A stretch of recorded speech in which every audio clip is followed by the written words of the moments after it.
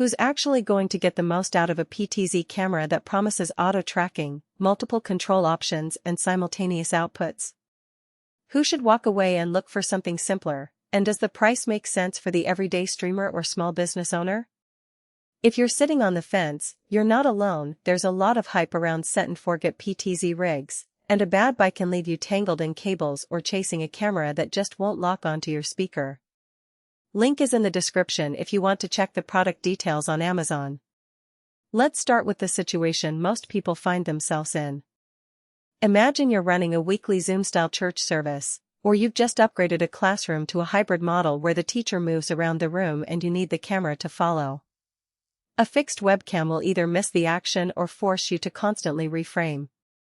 A handheld camcorder gives you control but requires a second pair of hands. That's the sweet spot PTZOptics is aiming for, a camera that you can mount up high, let it track a presenter, and still pull a clean HDMI feed for a live stream encoder while a USB output feeds a backup recording. The Move SE 30 1080p PTZ does exactly that, but the real question is whether it does it well enough to justify its cost. The unit has a 30 times optical zoom, which in practice means you can frame a speaker from the back of a medium-sized room without losing detail.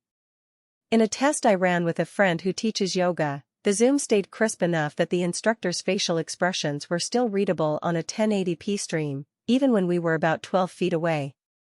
That's a concrete win for anyone who needs to capture a single subject moving within a defined space. Auto-tracking is the headline feature, and it's where the camera shows its personality. The built-in AI can lock onto a face or a body, and it follows fairly smoothly as the subject walks from one side of the room to the other. The tracking is fast enough for a presenter who steps up to a podium, walks to a whiteboard, and then returns, without the operator having to hit pan or tilt buttons. However, the system isn't foolproof. In a low-light rehearsal where the only illumination was a soft backlight, the tracker occasionally lost the subject and had to reacquire. If you plan to shoot in dimly lit venues, you'll need to add a bit of fill light or accept occasional hunting. That's a practical limitation that matters more than a spec sheet ever will. Control flexibility is another area where the Move SE shines. You can command the camera via a web interface, a dedicated iOS/Android app, RS-232, or even a simple NDI feed for integration with OBS or Wirecast. In a livestream scenario I observed, the production team used the web UI on a laptop to fine-tune the framing while the presenter's auto-track handled the bulk of the movement. The ability to switch between manual and auto mode on the fly saved them from a few awkward moments when the presenter stepped off the tracked path. For a beginner, the app's layout is fairly intuitive, but the full web UI does have several nested menus. You'll spend a few minutes learning where the reset position and zoom speed settings live. That learning curve is nothing a casual creator can't handle, but it does add friction for someone who just wants point, shoot, and go. One often overlooked factor for PTZ cameras is power.